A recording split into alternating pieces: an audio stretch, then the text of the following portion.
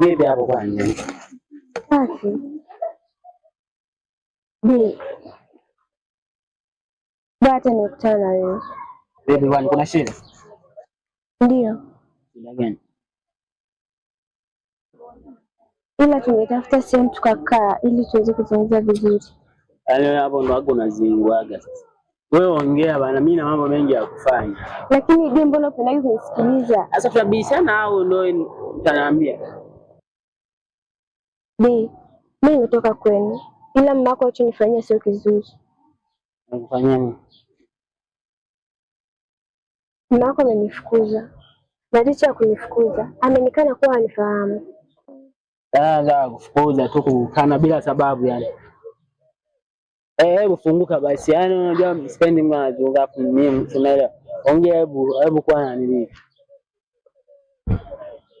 Bi, mimi na mimba yako. Oa nini?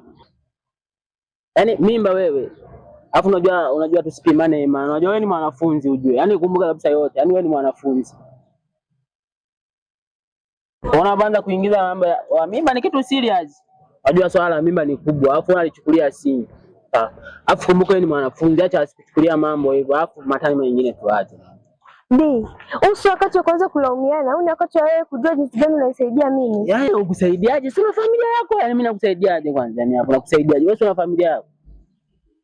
Yaani kufikia hatua mpaka mimi kutoka nyumbani kwetu kwenda nyumbani kwenu. Tayari nyumbani kwetu nishafukuzwa.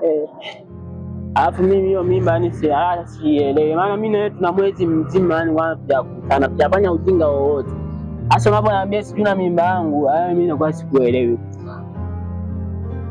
Sasa mimi siwezi kumpa mtu mimba bana. Wewe tafuta mtu mwenyewe mimba. Sawa, unanisaidiaje? Jinsi gani nakusaidiaje? Nakusaidia nini? Kuhusu nini?